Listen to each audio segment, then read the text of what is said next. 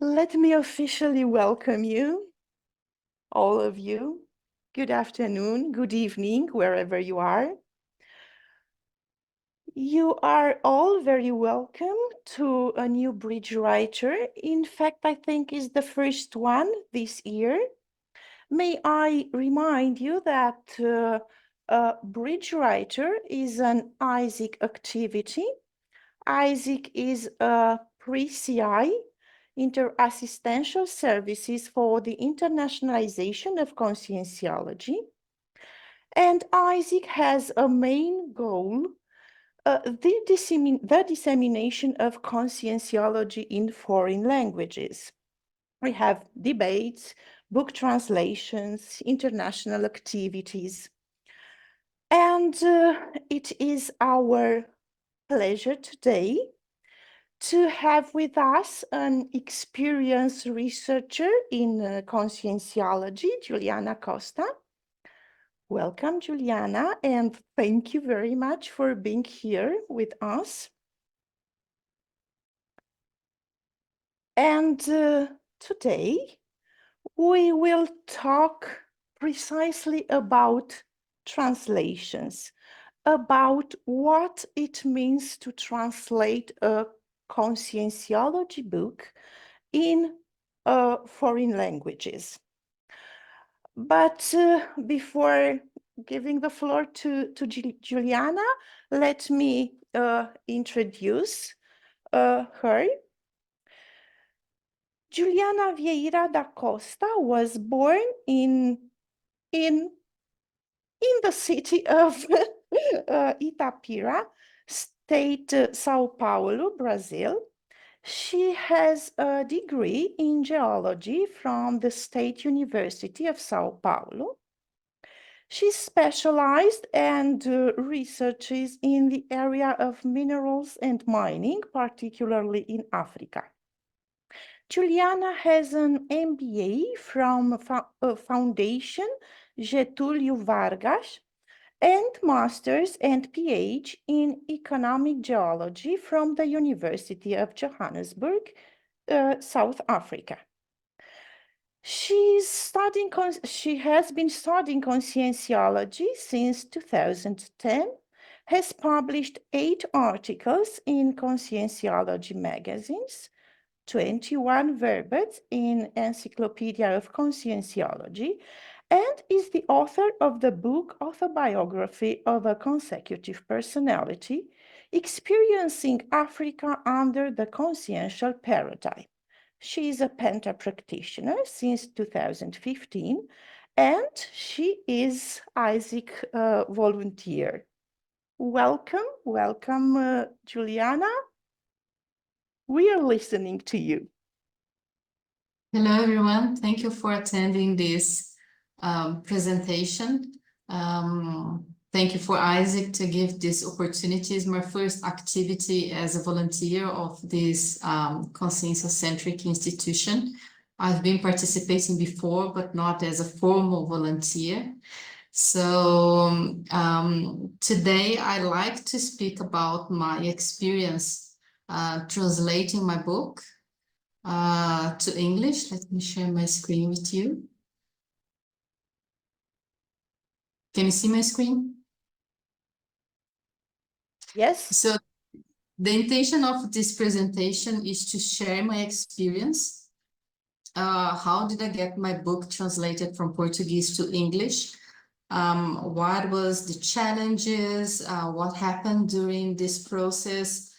Who translated the book, if it was myself or was somebody else or volunteers, so how that works and how you as a conscientiological author can get more information if you intend to translate your book to English, Spanish, Romanian, or German, that we've got more books translated for now.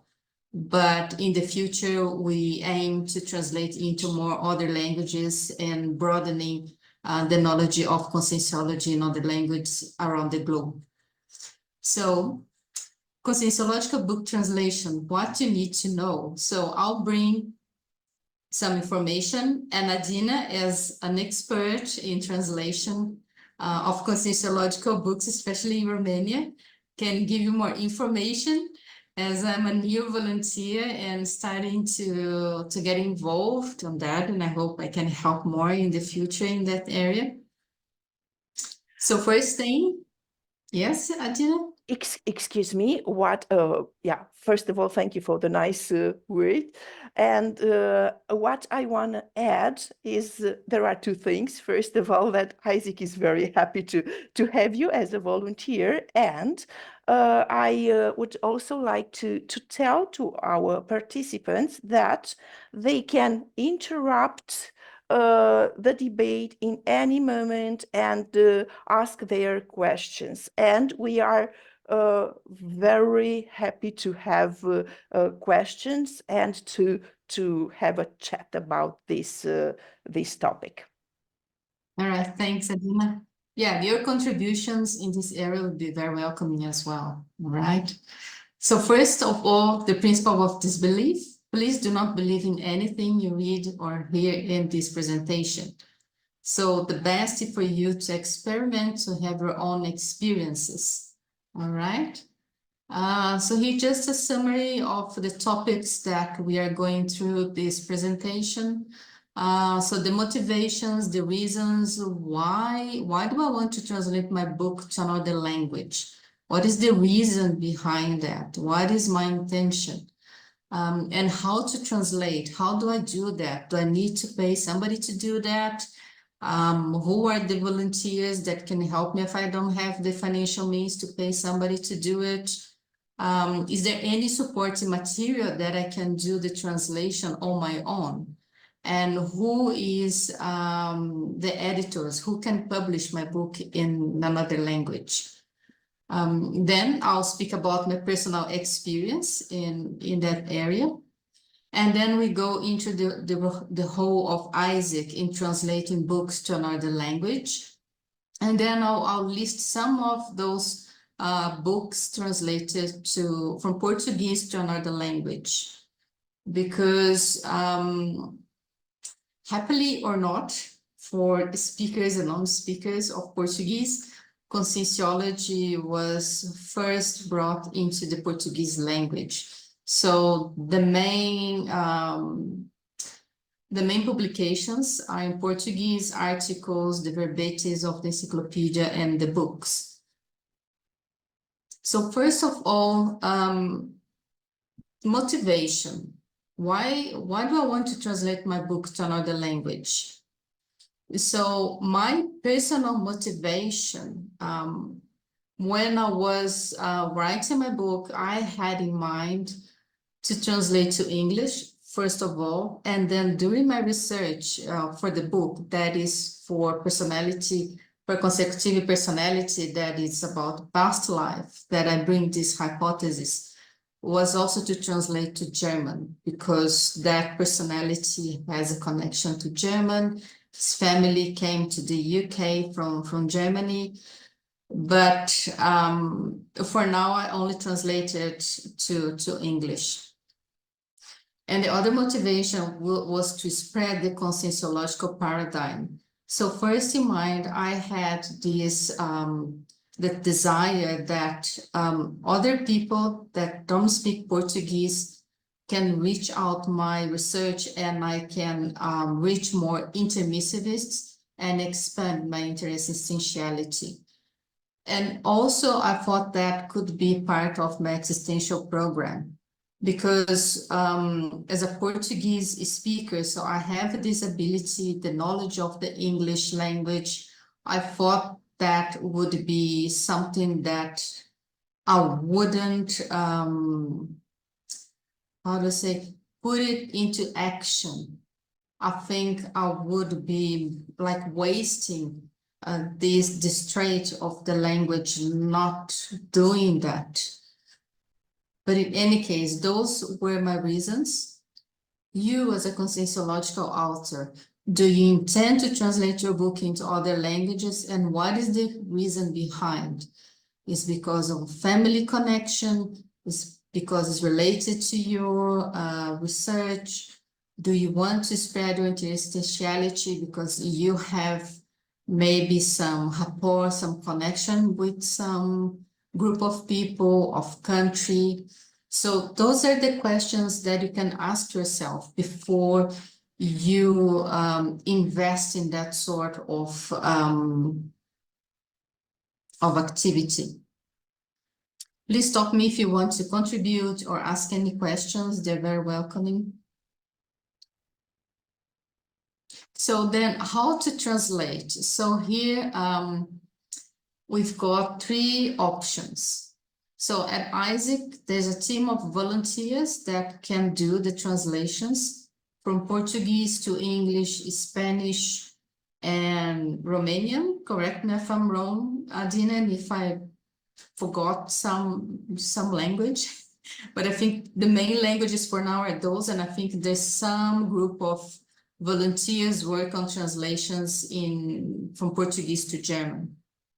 Yeah, Isn't that?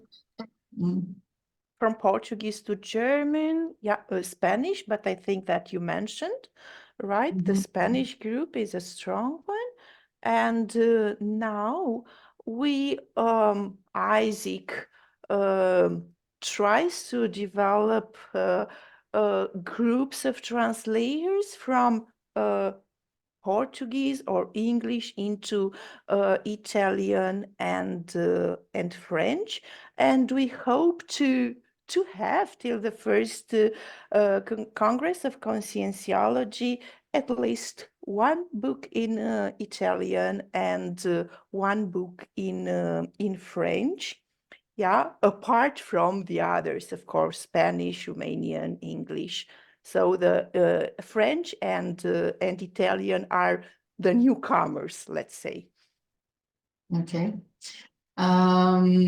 Thank you. So the other option is a professional translator. So how is that? Can I go to a translator that speaks Portuguese and translate to English? In that case, it's a little bit different because we have a lot of technical words in conscientiology that those people may not know. So then that compromises the translation. So in that case, in my case was, excuse me, I pay somebody that speaks Portuguese and knows English and can translate. Just a minute.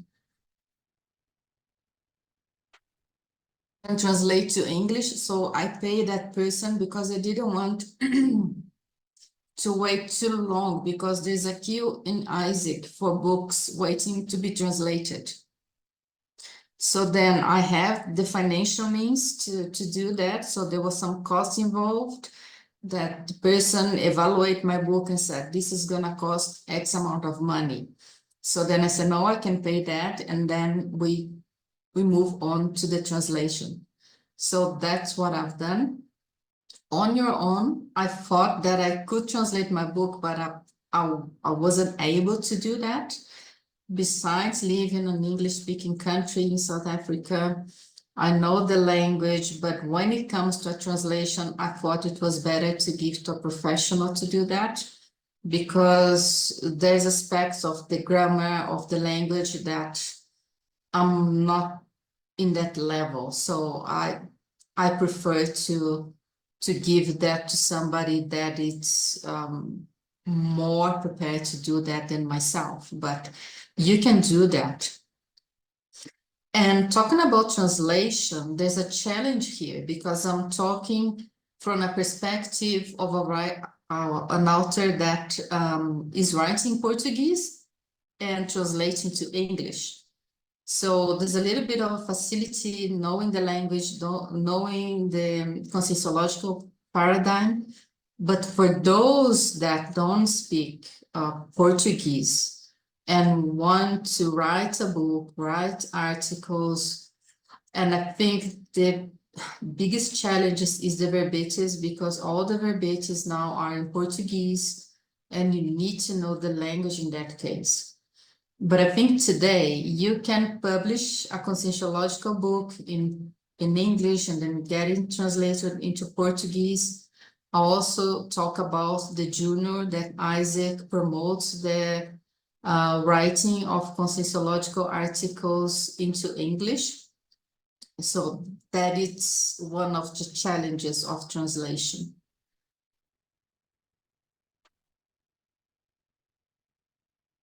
I remember about supporting material. When I was doing classes to be a conscientiological teacher, and I did in English, it was the first group, I think was in 2015. It was difficult to get the English terms right in conscientiology because we didn't have any dictionary, any glossary. There was nothing to support that.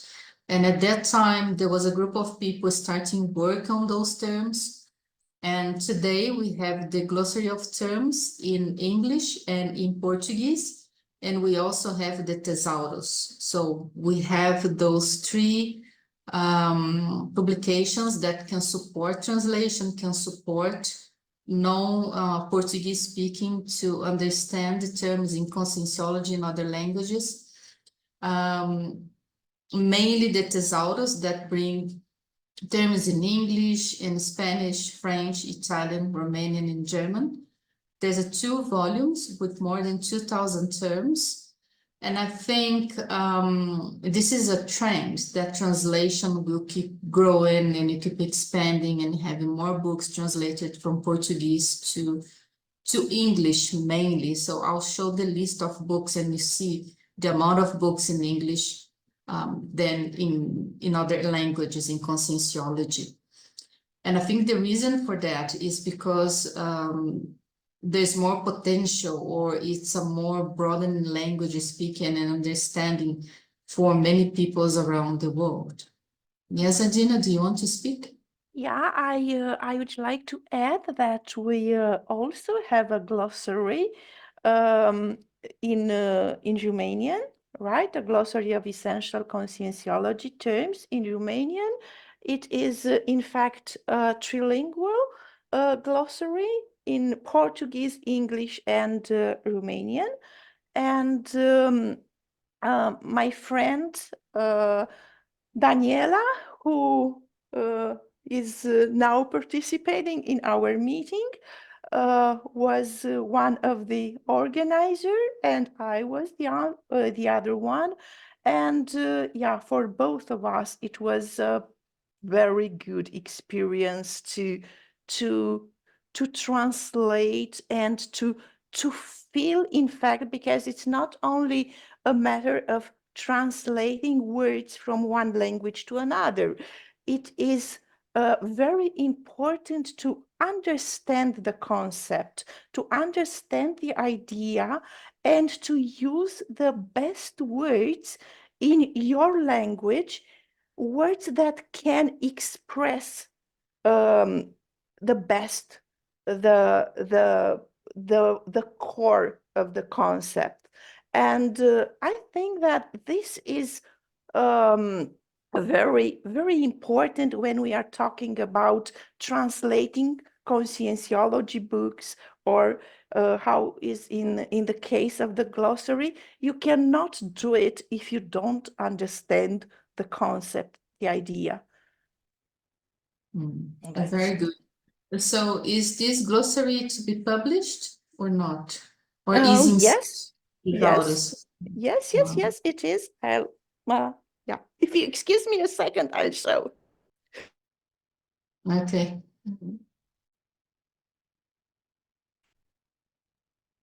It was launched in October last year. Oh, okay. I missed that one. I need to have a look in that list. All right. Sorry, I missed that. Good luck. Otherwise, I would add the picture here. No problem. We are together here in the same boat. Mariana? Mariana, I think, yeah. I was thinking here, it's like a requisite, if you want to translate a book to another language, to have these dictionaries and these materials in the language you want to translate the book. Like, Maybe a person wants to translate a book to Chinese, I don't know. So is it important? Like, I think it's going to be very difficult to translate a book to a language that we don't have a dictionary, you know, but it's just a question to understand if we need to keep in this limit for now, and then when we get another new dictionaries, we can think about other languages too. Yeah, I think it's not a limit. I think the translation of conscientiological books evolved with time. As I mentioned, in 2015, it was very difficult to write in a presentation a term in English because we didn't have any reference. And I think now, as Adina is mentioning, it's showing now some people that are willing to translate those books to French, to Italian. I think with time, those people from other languages, like you mentioned, Chinese, Japanese, Indonesian, or maybe Swahili, will come with time. But I think like the language, like English, I think is the most universal language. So I think that I think, in my point of view, English is a starting point to bring all those other languages to Isaac to start translating the book. But the thing is, I think the key is to find those intermissivists with this ability to speak other languages, to understand Portuguese, to understand the consciential paradigm. I think it's all connected and should be in that person, in his or her existential program to do that. Because, for example, there's many people in conscientiology, they speak English, they know the language, but they don't do translation. I can give myself as an example. Recently, I was trying to write an article, a conscientiological article, straight to English. It didn't flow. I couldn't write. So, but I can write other types of texts in English. I don't need to write in Portuguese, then translate to English. So it's something that I still need to develop. And the same, I send a text to Isaac to publish in a book. I start writing in English, then I stop it. It didn't flow. I still have this blockage in my mind. So some people has it's easy for them to translate. For me right now, it's not. If I have to translate from Portuguese to English, I think it's okay, but to start from scratch, I think then it's a little bit difficult right now. I still need to overcome that. Yeah. Yeah, it's different. It's another ability. Yes, it is. Yeah. Thank you, Mariana. Right. Then here I'll speak about my personal experience.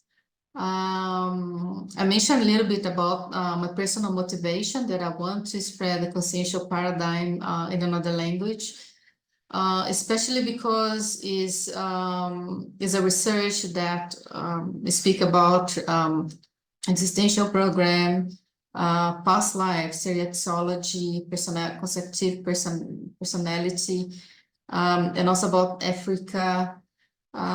So it was all connected, and I think it's something different. It brings something new for people that wants to study past lives, but they're not Portuguese speakers. So that was my first intention. And I remember during the release of the book in Iguaçu Falls, somebody asked me, "Are you not concerned to translate your book into English? Because some people that might know Emily Hobhouse, that was the personality that I was studying, that I brought the hypothesis of us to be in the same consciousness, might have access to that information." I said, "But I'm not writing for them. I'm writing to intermissivists, to people interested in study past lives in a more technical way. So if they, for some reason, got the book to read, then it's fine. So that's the kind of exposure you've got when you publish a book. It's not only about your research, but what is the outcome of that? What is the result? What is what you bring to change? What the internationality involved on that? And when you bring your research to another language, that can expand, and that was my first intention. Then I had a choice of a professional translator that I mentioned, that I pay for that person. And to do that is not only the translator, so Editares, that is the main publisher of conscientiological books, we need to invite an English native speaker to do the proofreading.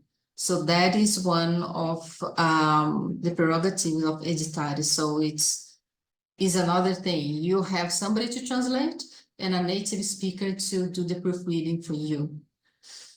And then the interactions. So when the book was in this process of translation, I was thinking on the extra physical repercussions for the people involved on that, for the translator, for the proofreader. But I think I never asked. I never had an opportunity. I was more than waiting for them to say something, but maybe there was nothing related to that. So that is something that I cannot talk much about it. Yeah, but maybe something that I still need to look for. And other the outcomes, the repercussions, recently I participated in a podcast, Multidimensional Evolution by Kim McCall, where it was a very interesting thing, because I was talking specifically about the book, about researching past lives, how did I come into that research. It was very good to go back and review everything that I've done, but speaking English, reaching out another audience, possible intermissivists that can recall what they studied during the intermissive course. And I think that was really great. Yes, Mariana? I was just with a doubt here when you talked about the proofreader, right? It needs to be a person from Editares, or you need to invite another person? Is somebody in conscientiology that it's an English speaker, a native. Yeah. Okay. And the other event that that I had the opportunity to participate because of the translation of the book was in 2021, when after the book was released in English, and that was during the International Week of Conscientiology with Isaac, with various authors at that time. They were launching their books, so we had that opportunity to do that together as a team. So I was there, the translator, the proofreader, they're all there participating and celebrating this outcome, this completion, this activity completed for all of us. It was really great. And here, just want to put a timeline for you to have an idea how long took my book in that case to be translated. So the launch of my book in Brazil was on the 22nd of February of 2020, just before the pandemic, because before the lockdowns in Brazil, before the lockdowns in South Africa. And then at that same time, the translation started. That was more or less January, so it was just before, in between the launch of the book. And it's interesting because during the review of the book in Brazil by Editares, I asked Eliana Manfroy how she translated her book, because I didn't know how to do that. I wanted to do it, but I didn't have any information. And then she told me, I pay a translator, and then you need a proofreader, then you send to Editares. So I followed that steps. That was the other thing. And then by June, I think the translation was very fast. It was like, because the person was really dedicated to translate and finish the translation. And then after that, it went to Editares for layout, editing, and the longest period was the proofreading. So that took a longer time in this process. And then in July 2021, the book was released. So in that case, it's printed on demand on Amazon. So I didn't do like the launch in Brazil, where I printed books to sell at shopcons with Editares. In that case, if you want to buy, you go to Amazon, you buy, and then they send the book for you. So my book in English is not selling on the bookstores. You need to go to Amazon, and then they will print and send that for you.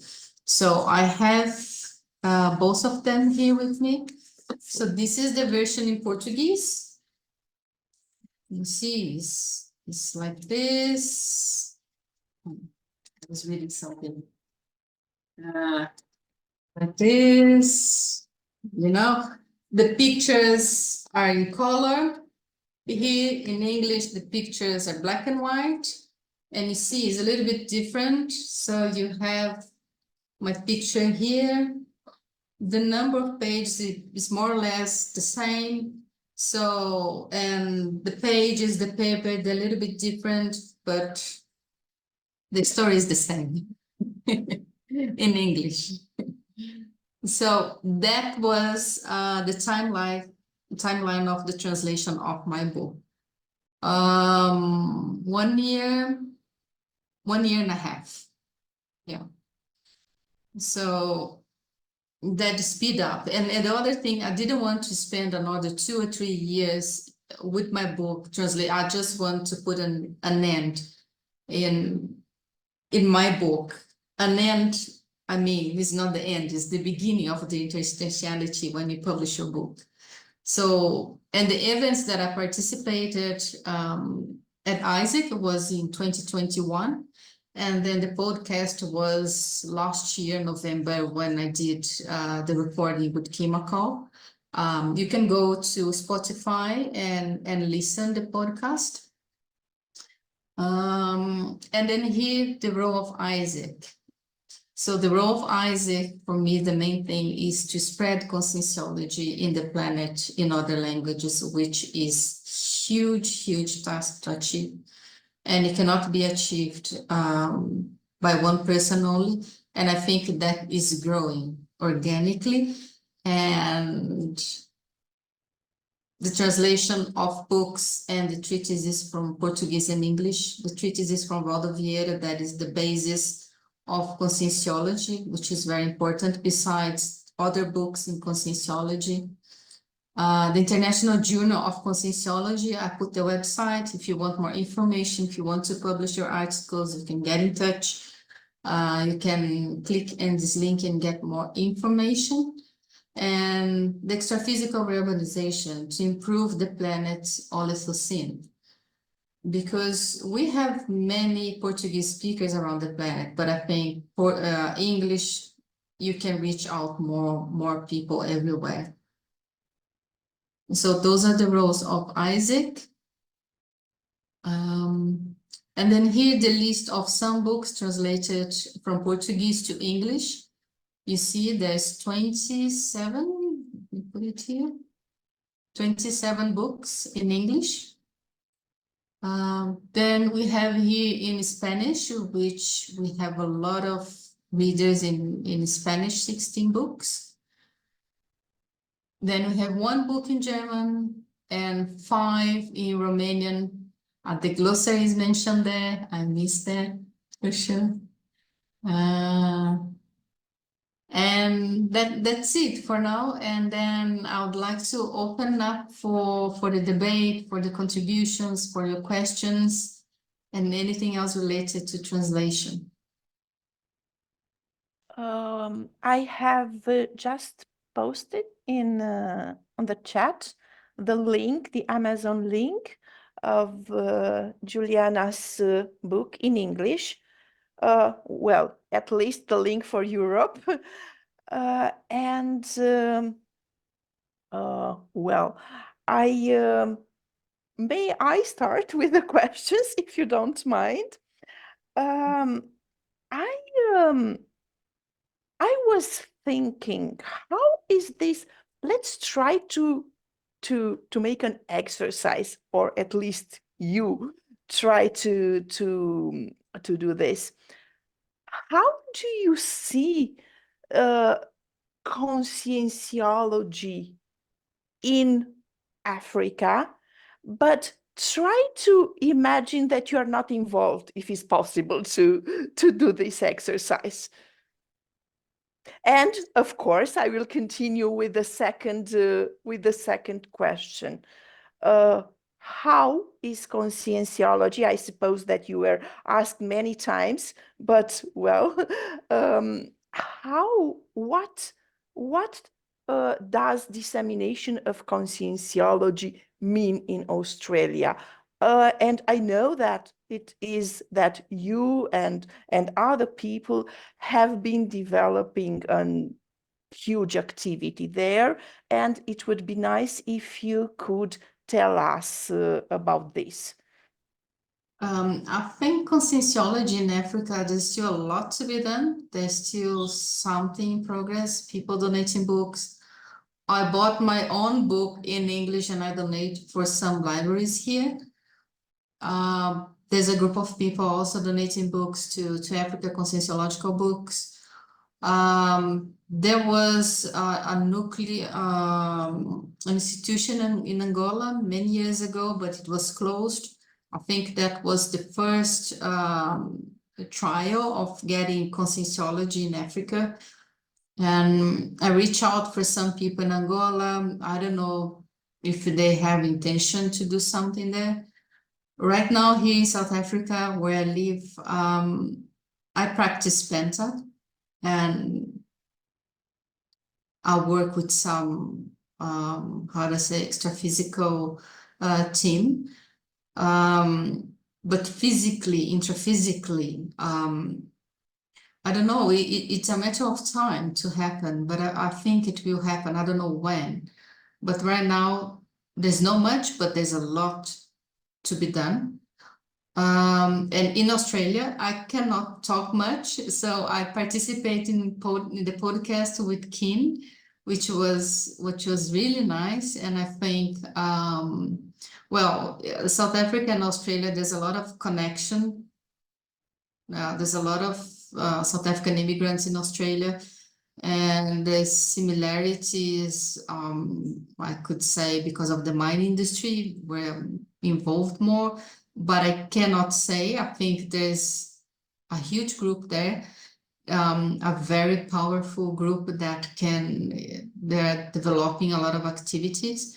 This year we have that Australia Pacific Conference that I think will boost the work of conscientiology in the country and in the whole continent of Australia and Asia Pacific and all that area of the globe. And that's it. I don't know if I answered your question. That's it. Marcelo? Yeah, thank you. I just want to make a quick comment regarding one of Mariana's question about translations, okay, kind of requirements for translations and this kind of activities in different languages. I would add from the original answer from Juliana is that it's important that the person, besides mastering both language, okay, the original and the translated language, that's also the person has a strong background in conscientiology. so understand the term. So because that's about it's translation that's not only about what the words that in one language and the other, but to bring something that makes sense in one language should what makes sense in the next language. Okay? And then when you think about that, something that could happen is sometimes the technical terms in conscientiology, like the neologisms, could be translated a little bit different depending who is translating it. So I think that's the key thing when this thesaurus that Giuliana showed, that's one of the big values from that, because that's a big group that's working for CNO, that's working on standardize some of these translations. And then they start with the thesaurus in Portuguese, but they're also going to have the English one, that should be the next one that you come out. Then there is French, Spanish, Italian, and German. That's the initial language. So that's a very good foundation to expand the translations beyond English and Spanish. And then you can have like something like Romanian, the thesaurus too in the future, Adina, and then having it happening in the different languages. So that's just like a quick comment that we'd like to make. And then that is this part of creating this connection, okay, that because this translation exercise, that is it's really an exercise. That's something that sometimes it starts, it's not easy, and as you start going, you're going to get better, okay? And then that's it. That's just sharing some ideas, Juliana. Okay, Thank thanks, you. Mr. Thank you, Marcel. I was just thinking that now another question for everybody. I know that it's very difficult to translate and involves a lot of things in different languages, but in CIEC International, we don't translate books, just the small articles of the blog, right? So it's totally different. But we are doing a test with a translation of a video, the transcription of a video. And we are doing a test using like some programs, some technologies like ChatGPT and these things to see if it helps us to be faster and just to revise, very carefully after the translation. I would like to know how is this for you, if you tested, if it would be a possibility or not, talking about books.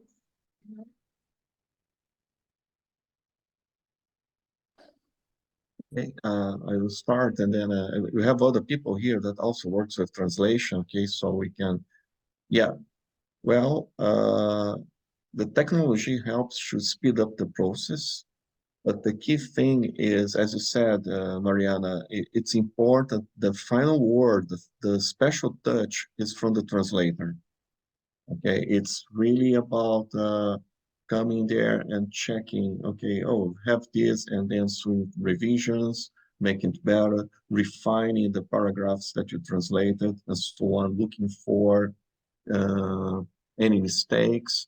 So that's really important, because when you look to these tools, they are kind of algorithms, okay?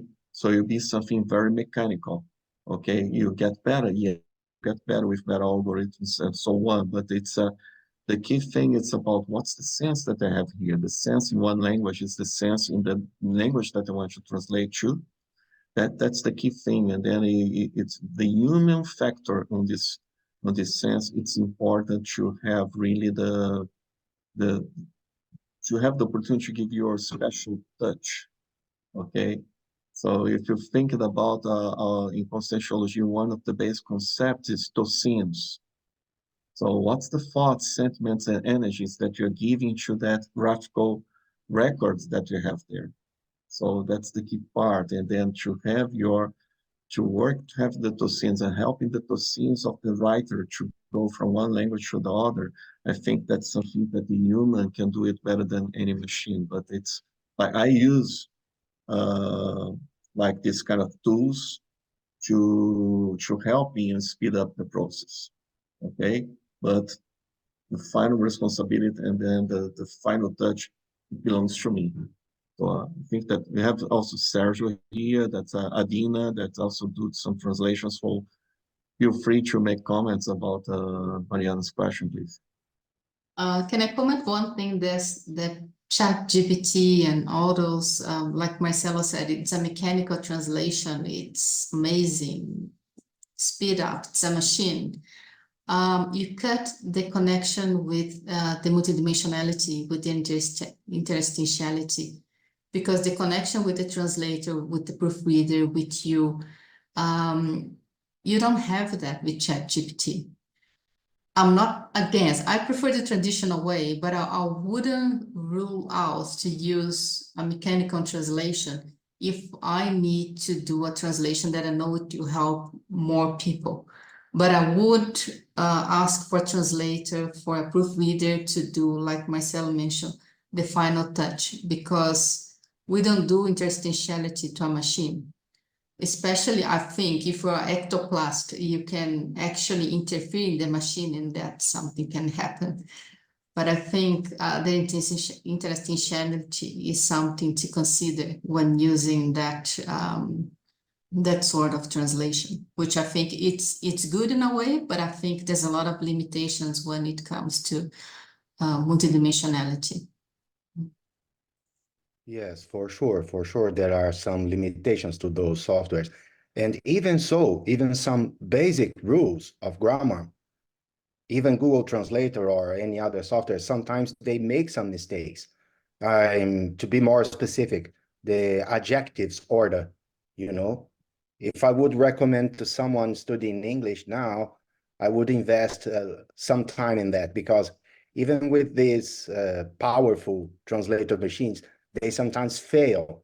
And it's exactly in this feature, you know, so it's a good way to prevent some mistakes. And regarding more technical texts, because they are very, very uniform, the translator technology, the translators applications, they are really useful because you save lots and lots of time. But as Marcelo said, there's always the need for this personal touch, human, you know. Eventually, this translation technology will get even better, but a machine will never have parapsychism, you know. And moreover, the terms that we work with, they are neologisms. So we have a tremendous responsibility because we are imprinting their meanings around the globe, so to speak.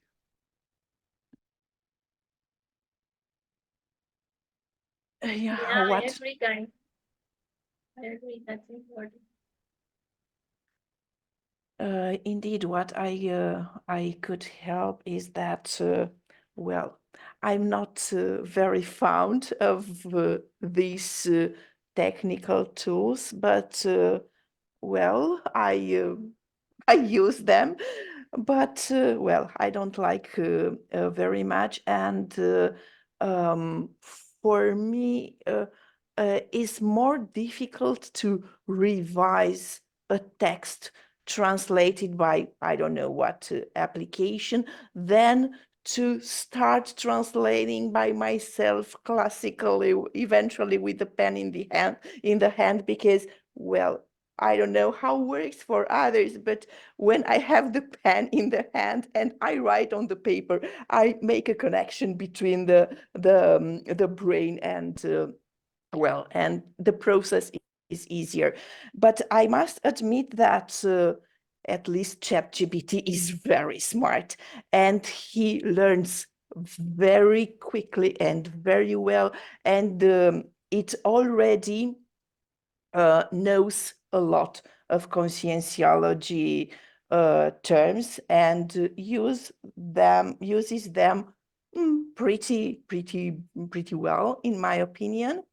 So is the best, but still I'm a bit traditional. I mean, I still prefer to the human touch, and yeah, I was thinking that probably it is the last life when the translators have a job.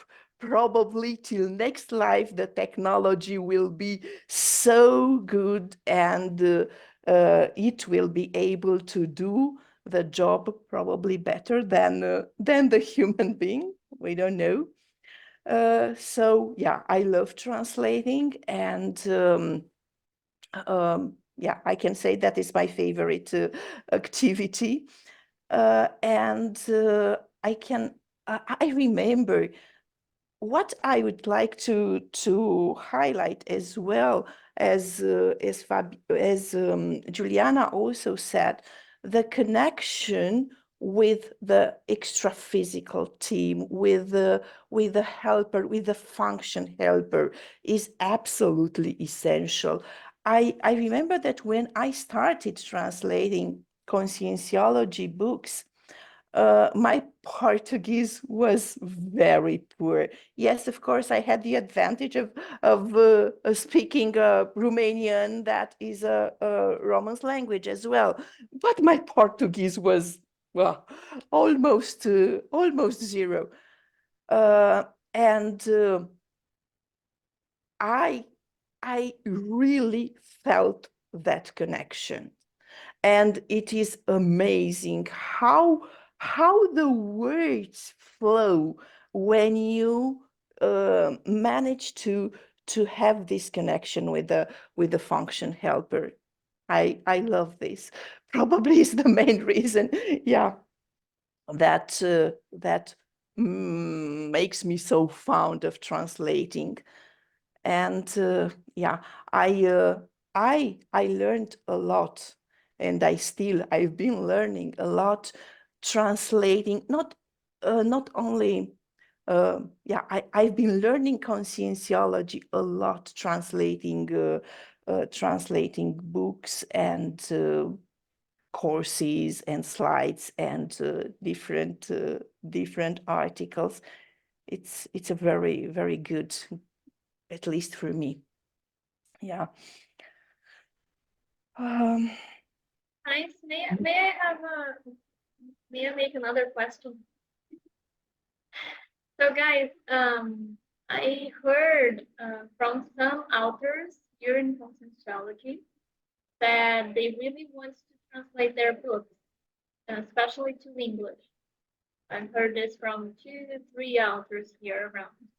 And all of them, they say the same thing. Like, oh, I really need to practice and to be better in English because I know I need to promote the book and I don't feel confident enough, you know? So I was thinking here, what are your advices, you know, if it's really important first for the author to be like, to have a good level of English to publish in one language, or not, this is not necessary at all. Well, I think if you speak the language, like my case, it helps like to participate in events like the podcast with Kin, and also giving this presentation in English so more people can understand and can also reach out to my research. But I think that shouldn't be a barrier if you want to translate the book, because you can ask somebody to help with the translation if you are not, you don't need to speak like a native speaker, because I have my accents. Sometimes I speak words in the wrong way. So I still keep learning. It's not my mother language.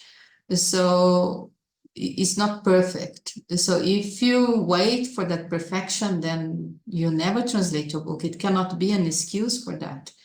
Because at Isaac, we have now groups that want to practice the language. We have that facility. So there's people willing to help no English speakers to improve their speaking in English, because I know it's difficult. And there's also other barriers, interconsciential barriers, that the person cannot learn other languages. So it differs from people to people. So it shouldn't be an excuse not to translate a book to another language. Like I said, I have intention to translate my book to German, but I don't speak German. So I'm not even considered to learn German. Yes, to complement your comment regarding native speakers, just because someone is native, that does not necessarily follow that they know the language in depth, you know? This is not our case in our group, but uh, we shouldn't be so dogmatic, so to speak, to assume that just because someone is a native speaker, he has the full command of the various characteristics of the language. Okay. It has to do with style. It has to do with the sociological context which they come from. And of course, no doubt, that helps a lot to deliver the message as clearly as possible. But yeah, it's preferable native speakers, but the right native speakers, I mean. Okay, thank you. Mm, Well, I think that, yeah, it's not the case in conscientiology, but generally speaking, I think that we don't speak about uh, um, a native, we are talking about a native speaker with a certain, with a specific level of education, of culture, of even school, right? Formal education. And in case of conscientiology, it is also about uh, conscientiology knowledge, because you cannot translate conscientiology book if you don't have a basic knowledge of conscientiology. So yeah, it's but from my point of view, the native speaker mm, feels the language. You know, in English is mother tongue. Yeah, a native language, yes, but the original is the mother tongue. That's why it's the mother tongue, because a native speaker feels the language in a different way. Is more natural for them. The language is part of his um, let's say genetic in that life, in that specific life. It's very important. A foreigner, yes, can learn a language very well, can have I don't know, C2, I think, is the highest in English, but still he cannot have the same feeling as a native speaker. Uh, I must admit in English that in English, for instance, yeah, I have to think, oh, here, the sequence of tenses. So here I have to apply, I don't know what rule, if clause type 1, 2, 3. No, in Romanian, everything is natural. It is a flow. So I don't need to to to think at the rules and the yeah, it is, yeah, this is my my opinion. So it's important to, yeah, Yeah, please. if I understood what you meant, it's like, for example, I'm a Brazilian, I speak Portuguese. I'm not a Portuguese speaker from Portugal or any other country in Africa, from Angola or Mozambique, but when I speak Portuguese from people from those countries, you see it is different the way they treat the words. So it's important for an English speaker that they do the proofreading, the reading, for example, because they know how to put the words in a way that it's more understandable. The better words. Sometimes we don't know all the words in English. Like living here in South Africa, I know some terms that I only knew by living here. with the English classes that I had in Brazil, they were more orientated, more focused on the American way of speaking that is totally different. He is more British. So you have those differences, and when you learn other language, you need to differentiate that. Because I work with people from Canada, from New Zealand, from Australia, from the UK, from Scotland. They have different accents. They speak the same words in a different way. You need to train your ears how to speak with them. Sometimes you speak in a way that they don't understand because of the accent. They say, no, Canadians, they speak that way. Let me speak that word in that specific intonation. So that is important. So yeah.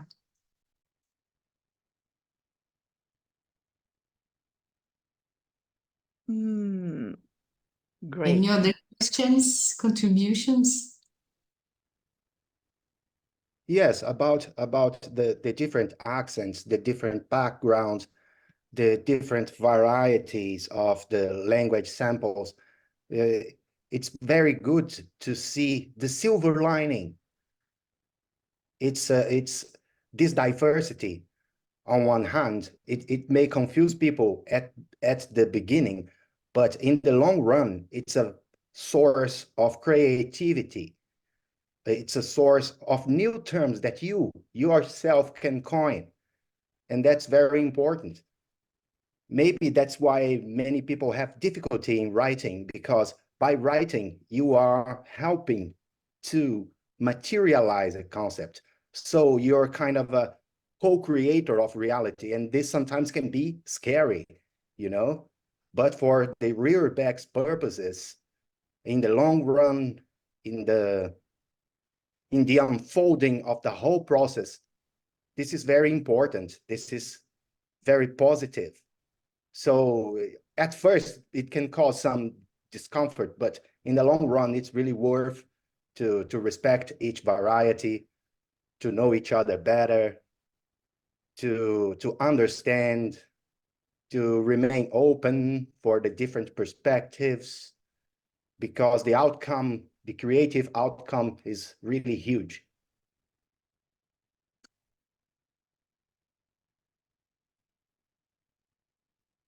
And in case of conscientiology books, I think that responsibility is even bigger, because if the translator doesn't catch exactly the meaning, he can deliver a wrong information.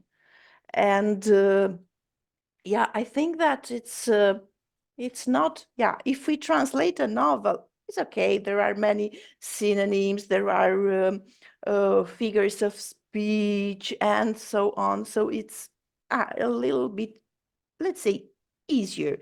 But with conscientiology is a science, so we need to respect the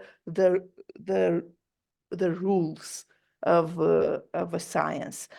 And yeah, probably that's why we all love conscientiology, because it's different. And yeah, may I ask you, Giuliana, about your next project, about your next book? Because yeah, we need to prepare ourselves to translate it, right? Yeah, so no, I've been working. So the thing is, I didn't mention about the translation was during the pandemic. I think that it's long forgotten now, at least for myself. It's a period of that I want to forget. So it was during the pandemic. There's a lot of communication via emails, meetings via Skype. There was no chat GPT at that time. It was not so strong as it's now. So I didn't consider that, but it's one option that needs to be consulted with Isaac, with editaris. So I don't know the procedures, the norms for that, if they're working on that. But yeah, so in terms of publishing, I have a verbete that is still to be reviewed, that is about rural aristocracy, that is related to my group column from today, from the past, something that I didn't consider. But in any case, I hope to defend this verbete this year. There's also an article that I sent to for the Journal of Consciential Therapy that I'm still waiting if it's going to be approved or not. And I have another book is about cosmetic infiltration. That is the topic that I want to write. But it's still, I'm still not, how to say, it's not flowing so well because I'm not very organized in that way. I wrote the third chapter, then I stopped for a while, so I need to continue on that. So I don't know, I don't put dates. I didn't do that for my other book. The first book I was writing at the same time I was doing my PhD. It was a little bit overwhelming, but at that time I had time, I was not working. But then, yes, those are my writing projects for now. Yeah. So I don't plan things. So I write as I feel, I feel to write something, a specific subject, or if it's related to some research for that moment. And that was the case for the verbate that I mentioned and for the article as well. But cosmetic infiltration is a subject that I've been studying for a long time, since I get involved with conscientiology in 2010. Yeah. Yeah, thank you. Yeah, a lot of work to do. That's not much. I used to read Yeah. more. Yeah, great. Because Elke is here, may I ask her, because I know she's also involved in translation process in Germany. Could you tell us in a few words what are you doing now in Germany?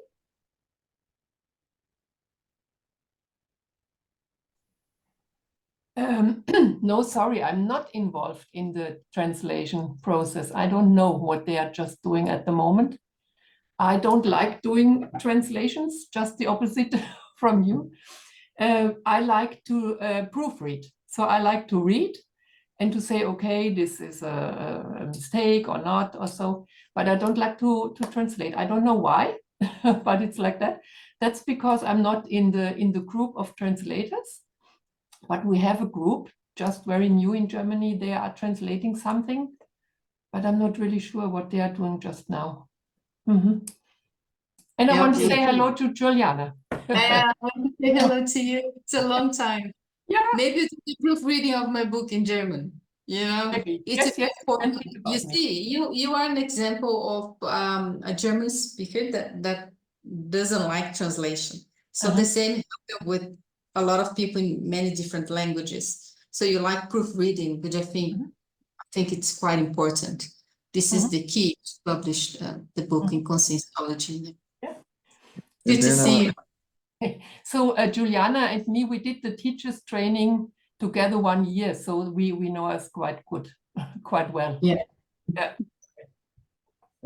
And then I would like to add a quick comment on it, because the translation, that's a team process. Okay, yeah, some people may prefer to do proofreading like ELK, okay, but we also need not only the translators, but we need the reviewers. Okay, that's not only about the first person that translate the book, but also we have a second person that do the review. Sometimes we need to do 2 reviews until you got to the point for the read proofing so we can publish it. So all about teamwork. We need all the skill sets. Yeah. And if you remember the timeline when I showed, most of the time was for proofreading. It was back and forward all the time. Yeah, until the release, the launch of the book. Yeah.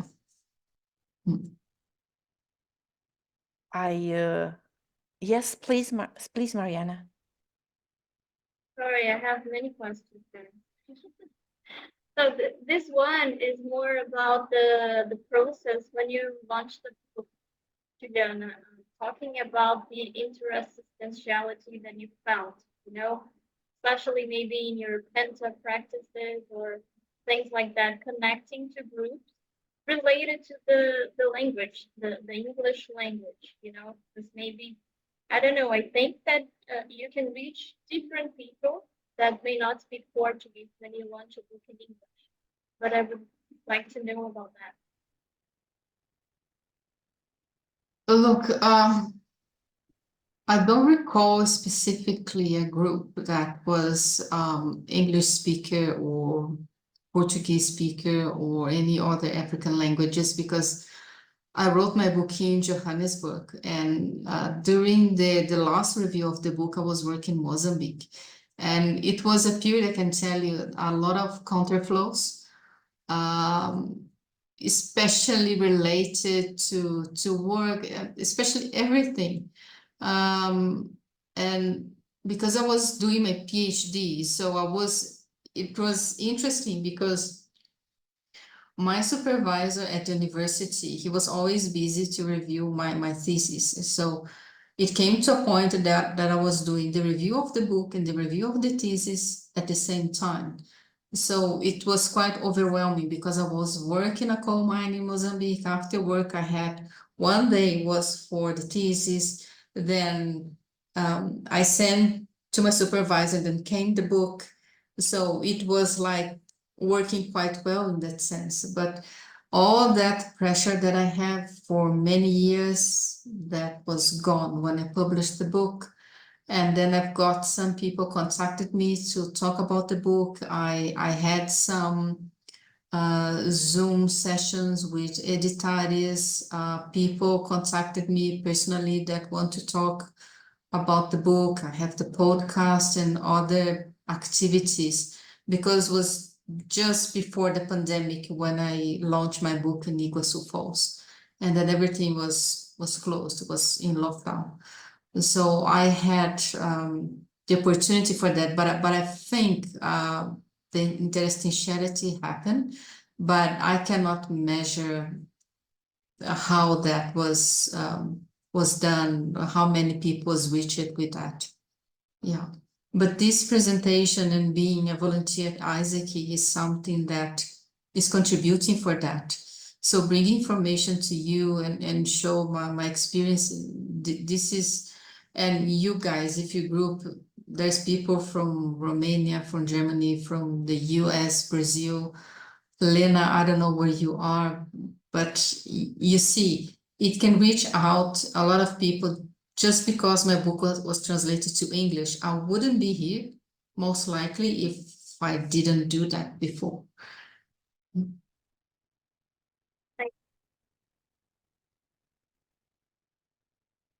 Yeah, I think that it is essentially to have books in English.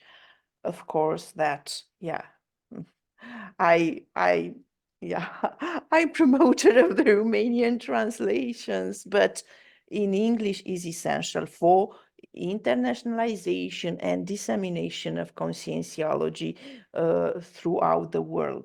And well, this is, I think, in my opinion, the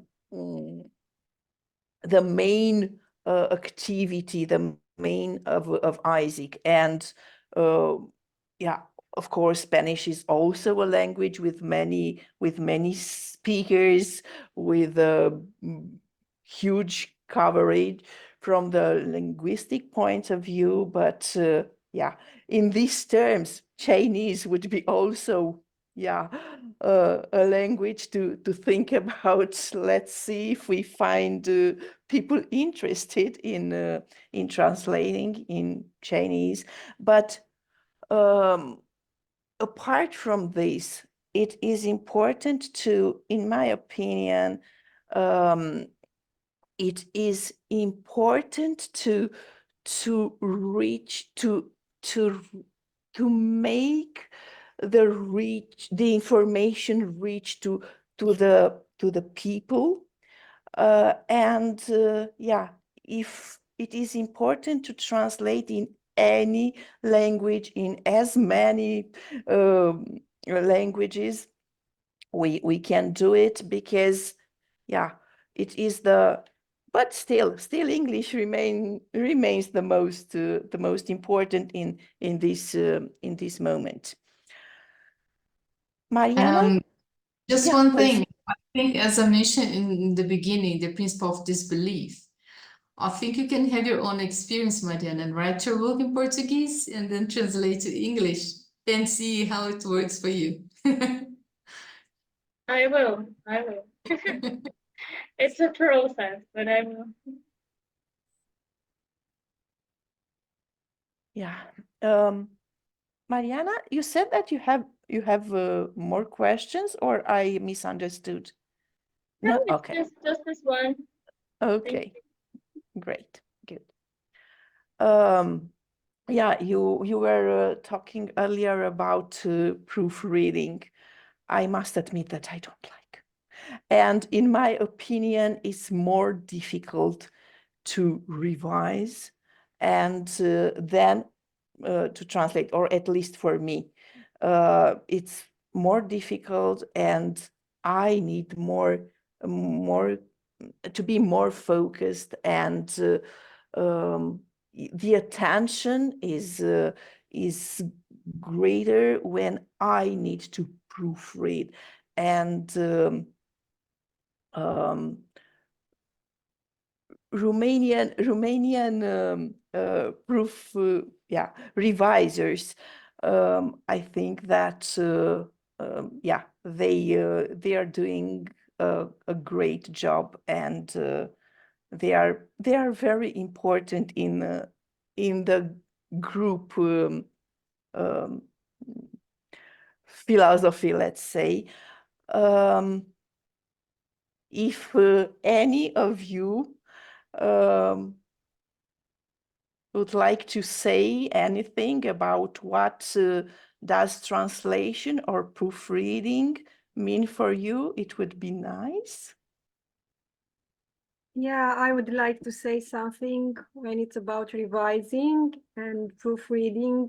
What is interesting is that in conscientiology is no room for improvisation. That's why we have to take very good care about the translation. And also another problem we have, I mean, I have in my mind, is that conscientiology is still Portuguese-centric. And we have a problem. I mean, we need more books translated in English. So to speak, English, it would be, I mean, Giuliana, you presented that only 20 books are available in English or something like this. And yeah, and it's like how it is called a vicious circle. I mean, we need books to be translated into English, but everything is Portuguese-centric, and the one who has to do the translation has also to know very good Portuguese. And it's like it's very difficult, I mean, for you and I mean, it's difficult to translate in English when everything is available only in Portuguese. For me, it would be, I mean, I would like to translate if I have some books in English, but to translate conscientiology, it's mandatory to know Portuguese, because conscientiology is still very, very, very Portuguese-centric, and it's difficult for I people. agree with you, Mihaela, but the translator also should know English as well. English, Portuguese, and conscientiology. Okay, English, Romanian, everything.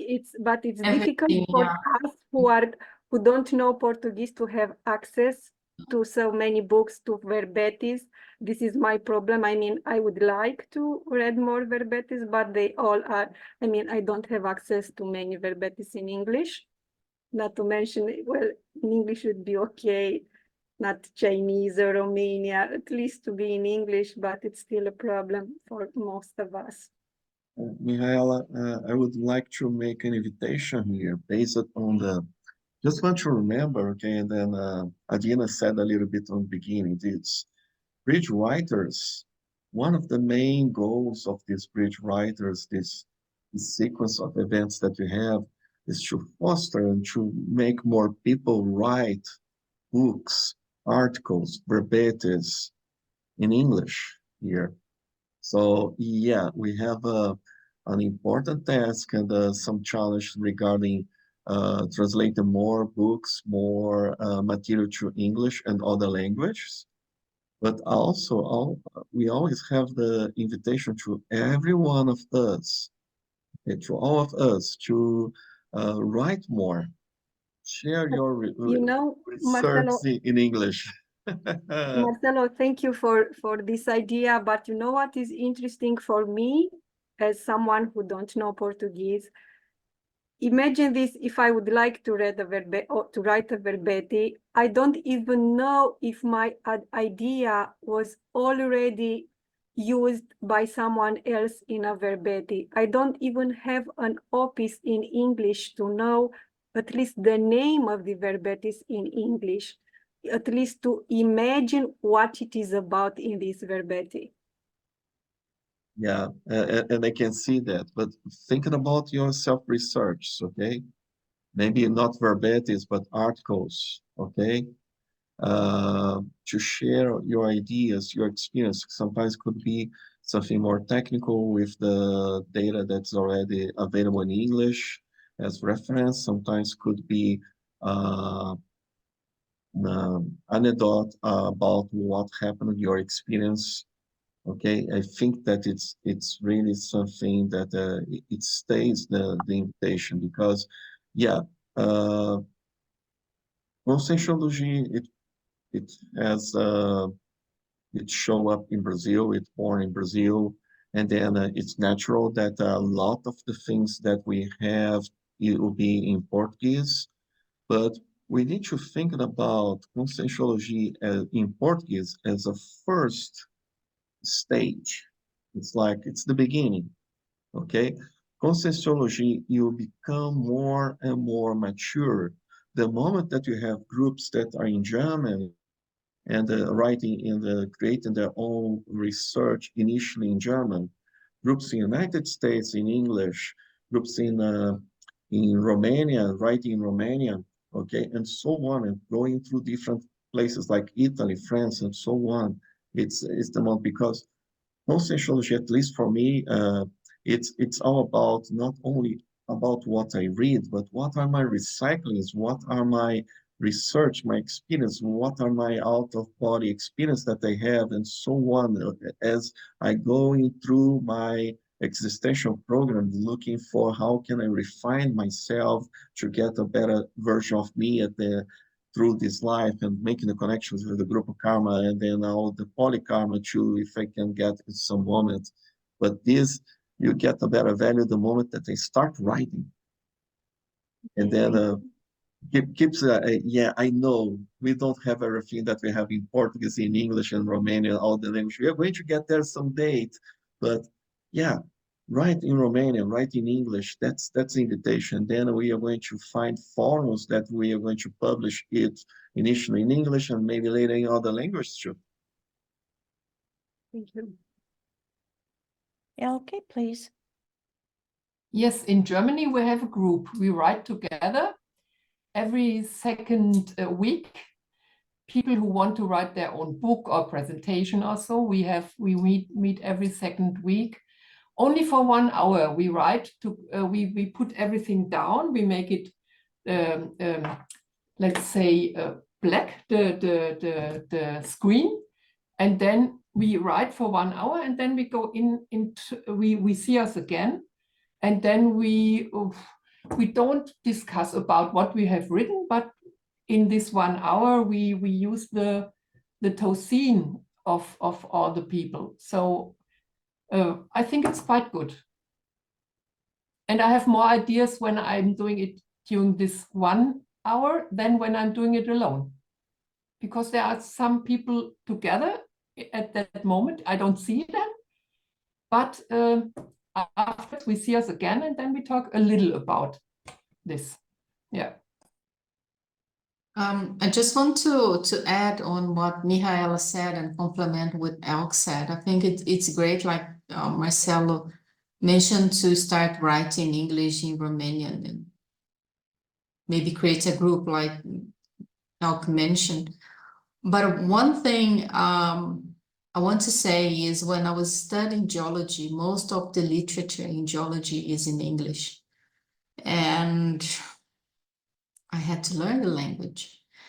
And so one thing to consider as well, if it's possible, to learn Portuguese can help. Because if I was waiting somebody to translate all those scientific articles in geology to Portuguese, I wouldn't be a geologist today. So that's something to consider as well. Besides that, it's not easy, but maybe you can start a movement, something to consider. Because I know people that speak German that published verbetes in Portuguese with a help with Portuguese speakers, also Australians that also publish verbetes in Portuguese. We all need help. When we have a language that is not our mother language, we need help for people who have the command of the language, the full command is fluent in that language. So that's another thing you can consider, Mihaela. Yeah. Thank you. I Yeah. agree with you, for us to be open to Portuguese, but also for Portuguese speaker to be open to English, not I other can tell you, I can tell you from where I on both started sides. Yeah. conscientiology, there's a lot of books, and I think the trend is to continue growing. I think it's not going to stop. I think it will continue growing. Yeah. Thank you. It will take time. Yeah. Elke, would you like to add anything or just forgot the hand up? Great, thank you. So we have 3 minutes more. Giuliana, if you would like to add anything else, or here we are, we are listening to you. I just want to say thank you to everybody. I think we had a good discussion on translation of books, not only bringing information. I think it's good to be open for that, bring new ideas, and also how you can contribute. I see there's a lot of people that wants to contribute, which is great. But yeah, we have challenges, we have obstacles that we need to overcome together. And I think Isaac is here to support that for sure. That's it. Thank you to everybody. And I hope in the future to have your books in Portuguese, in English, in any other language as possible. It's up to us. Yeah, and we will be those looking for native Portuguese to revise our books in our native languages. Yeah, the process is the direction is changing. Let's hope. I would also like to thank you very much to all of you for participating. This topic and everything that is connected to dissemination of conscientiology, it's always a hot topic, and I am very happy that we had another opportunity to talk about this one. And we are waiting, we, Isaac, are waiting for you for our next activities in English. And thank you again very much. And let's stay together, because this is the most important, to work together beyond the country, the language. We are, we can do many things together. Thank you. Thank you very much. See you next time. Thank you. Thank Goodbye. you. Bye. Bye. Okay, guys, bye-bye. Thank you. Bye, bye, bye.